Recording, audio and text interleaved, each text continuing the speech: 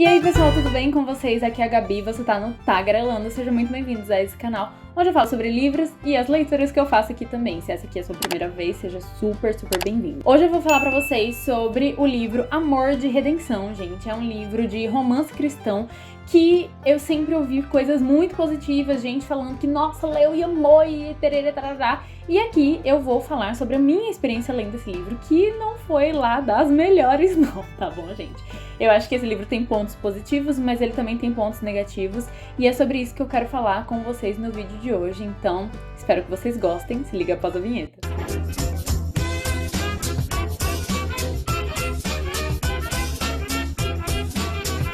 Bem, gente, Amor de Redenção é uma história de ficção que é embasada no livro e na história real do profeta Oséias, né, que está registrado aí na Bíblia. Então, da mesma forma como Deus manda Oséias se casar com uma prostituta, aqui na história Deus manda o Michael Ozia, que significa Oséias, tá? Esse sobrenome dele, ora, se casar com uma prostituta chamada Angel. No prólogo deste livro, a gente conhece um pouco sobre o passado da Angel e a gente descobre que ela é uma filha bastarda e que nunca recebeu o amor do seu pai. Isso por si só já causa nela marcas muito doloridas e muito profundas. E aí a gente vê que a Angel não teve uma infância nada fácil e acontecem diversas situações aí na vida dela que vão desencadear e vão mostrar por que ela chegou onde chegou, ao ponto de se tornar a prostituta mais bela e cobiçada da cidade onde ela vive. Uma coisa interessante é que esse livro é ambientado na Califórnia em 1850, né, ou seja, no século XIX, que foi o período em que descobriu-se ouro na Califórnia. Então,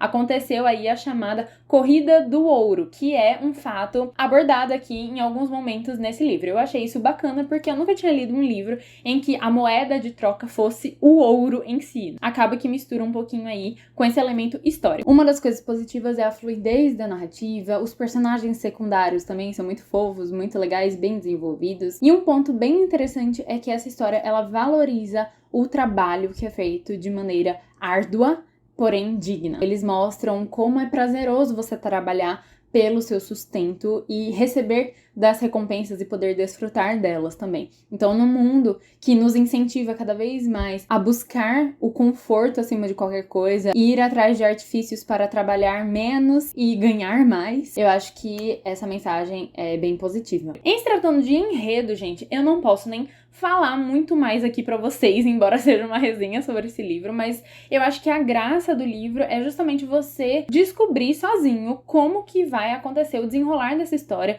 e como se dará o romance entre os personagens. O que eu posso dizer é que a escrita da Francine Rivers é muito boa e envolvente, né? Capaz de te fazer sentir aí um misto de coisas, principalmente porque ela te coloca numa montanha russa aí de emoções, tá, pessoal? Numa hora as coisas estão tudo indo bem, no próximo capítulo começa a dar tudo errado de novo, e aí o leitor que se vire pra lidar com isso. E no geral, essa é uma história que tem uma mensagem muito bonita e que mostra quanto o poder de Deus é capaz de nos restaurar por inteiro, por intermédio aí do seu amor e do seu perdão. Porém, particularmente falando, eu tive alguns incômodos durante essa leitura e é sobre eles que eu quero falar agora, e eu acho que vai ser a maior parte do vídeo, gente, porque realmente são coisas que eu nunca vi ninguém comentando a respeito. Talvez você tenha sentido isso ao ler o livro ou não sei. Então, o meu intuito com isso não é massacrar o livro, falar que o livro é um lixo, nem nada disso, tá, gente? Por favor. E nem ofender aqueles que gostam muito dessa história. Mas eu quero apenas ser sincera com vocês e trocar ideias também com quem já leu. Então, coloca aqui embaixo nos comentários, tá bom? Depois,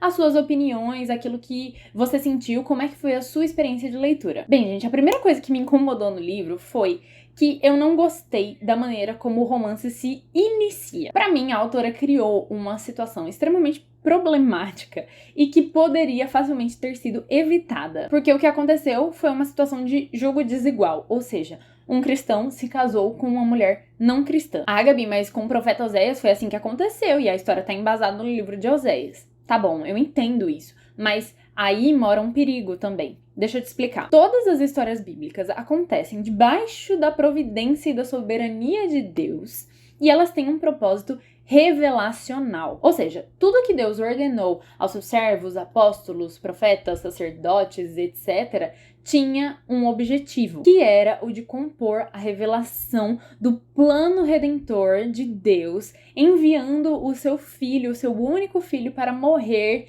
e salvar os pecadores e redimir esses pecadores, nos concedendo assim a salvação eterna. Então, além de cada história bíblica estar inserida dentro de um contexto sociocultural que também não pode ser ignorado, elas são muito particulares porque elas compõem a história maior, que é a da redenção em Cristo Jesus. E por isso, essas histórias não vão se repetir. Deus não vai pedir para você fazer uma arca para ele mandar um dilúvio, como ele fez com Noé. Ele não vai mandar alguém matar, sacrificar o próprio filho e depois prover o cordeiro para ser morto no lugar desse filho, como ele fez com Abraão. Ele não vai fazer você ficar dentro da barriga de um peixe por 3 dias porque você o desobedeceu, como ele fez com Jonas. Estão conseguindo perceber? Deus mandou o profeta Oséias se casar com uma prostituta, não porque esse seja um padrão de conduta para todos os crentes de todas as épocas, mas porque essa foi a forma que ele escolheu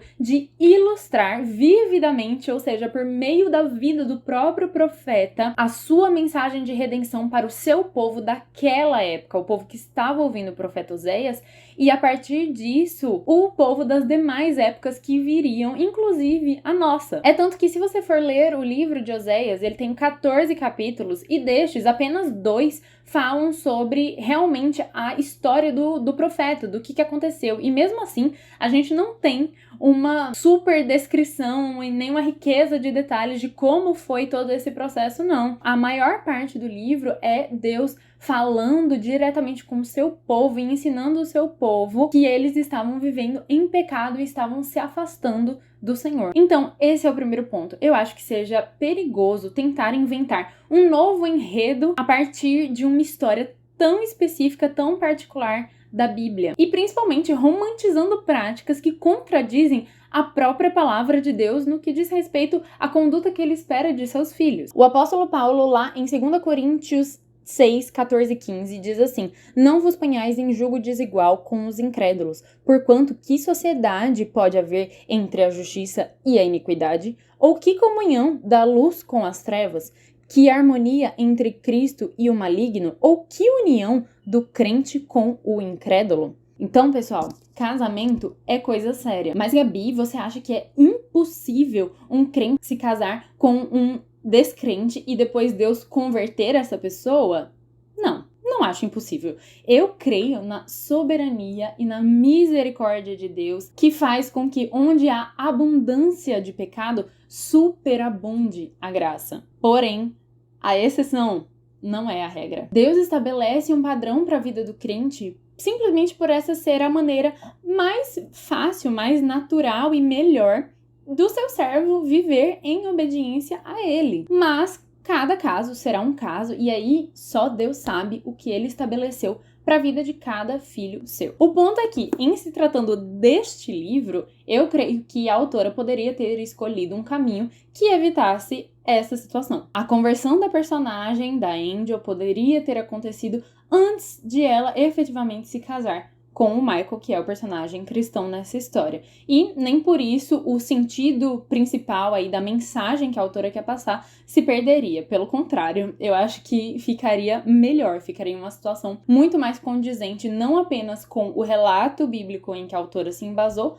mas também com o padrão que Deus estabeleceu para a vida dos crentes de um modo geral. Um segundo ponto importante de ser comentado aqui é que esse livro possui sim alguns gatilhos, tais como abuso infantil, estupro, incesto e violência física. Então, embora seja um romance cristão, e eu não tenha achado essas cenas tão gráficas, tão descritivas, como acontece em outros livros por aí, mas ainda assim ele trata de assuntos mais pesados. E por isso eu recomendaria a leitura para pelo menos maiores de 16 anos. Terceiro ponto que me incomodou, e eu vou parar por aqui, tá bom, pessoal? É que eu senti uma falta de suavidade na escrita, na narrativa, principalmente em cenas que pedem essa suavidade. Isso pode ter sido um problema de tradução, talvez, eu não sei, mas o fato é que, sem brincadeira, gente, eu perdi as contas de quantas vezes eu li palavras como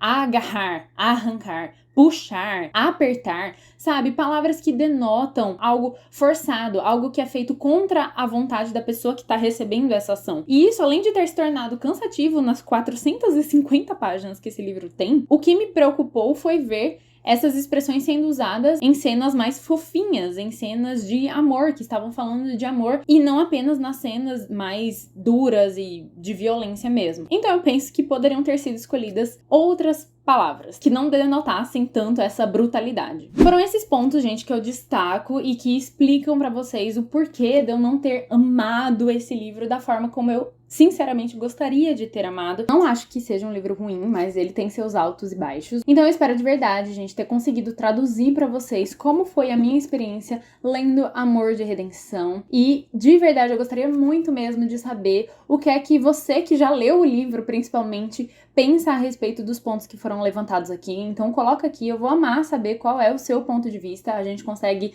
crescer e amadurecer cada vez mais fazendo dessa forma, né, dialogando. E espero também não ter desencorajado ninguém a ler o livro. Eu acho que é importante, sim, você ler, se você tiver interesse em conhecer mais essa história, para você poder tirar aí as suas conclusões. Então, caso você queira adquirir o livro, o meu link comissionado, né, do site da Amazon está aqui embaixo na descrição do vídeo. E se você escolher comprar por meio dele o livro ou qualquer outra coisa, na verdade, você ajuda esse canal sem gastar nada a mais por isso, tá bom? Então, gente, é isso. Espero muito que vocês tenham gostado desse vídeo, que esse conteúdo tenha sido útil pra vocês. Então, se isso aconteceu, não esquece de deixar o seu like, porque isso ajuda bastante com a divulgação, a comentar aqui pra gente poder conversar. Me siga também lá no Instagram do Tagarelando, pra gente trocar sempre ideias e vocês saberem um pouquinho mais do que acontece, principalmente nos bastidores aqui do canal. E nós nos vemos, então, no próximo vídeo. Beijo grande pra vocês e até mais. Tchau, tchau!